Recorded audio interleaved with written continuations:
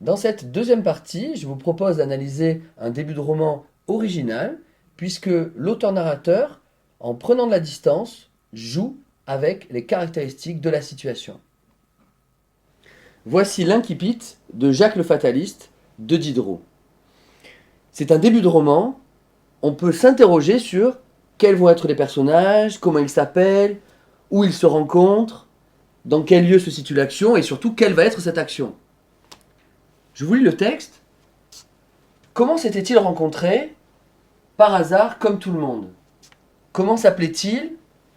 Que vous importe? D'où venait-il? Du lieu le plus prochain? Où allait-il? Est-ce que l'on sait où l'on va? Que disait-il? Le maître ne disait rien et Jacques disait que son capitaine disait. Toutes les questions que le lecteur se pose en début de roman, le narrateur les écrit.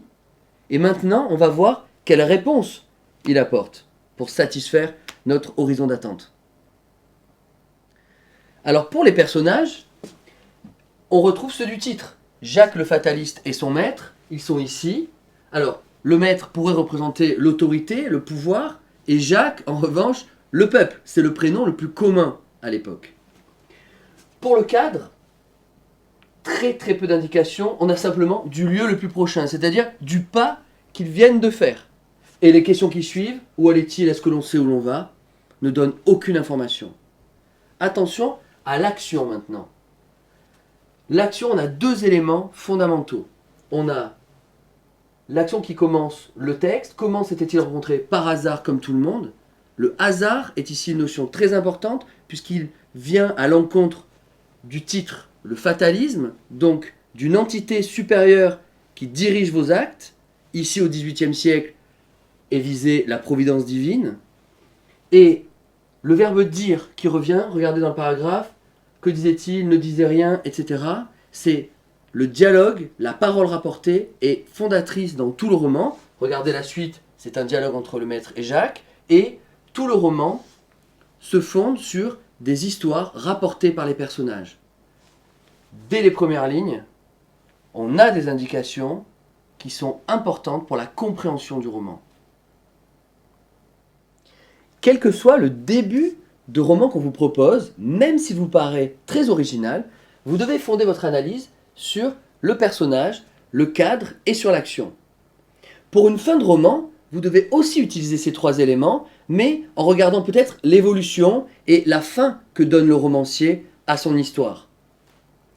Maintenant, si vous n'avez ni la fin ni le début d'un roman, on vous donne, quoi qu'il arrive, un passage clé, un moment important dans l'action du roman. Attention, au bac en première, le personnage de roman est l'objet d'étude. C'est-à-dire que vous devez centrer votre analyse sur le personnage, sans quoi vous n'aurez pas la moyenne.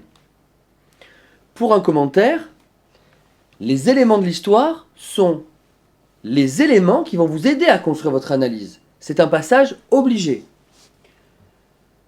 Pour l'invention,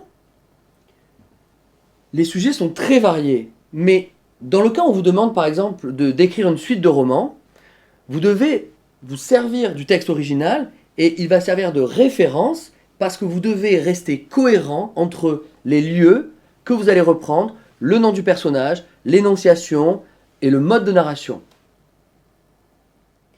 Pour préparer la dissertation, chaque fois que vous étudiez un extrait de roman, classez-le parmi ces problématiques, puisque grâce à l'action du personnage, vous allez pouvoir identifier si vous avez plutôt un héros ou un anti-héros, ou alors si vous êtes dans un roman réaliste ou plutôt fondé sur l'imaginaire.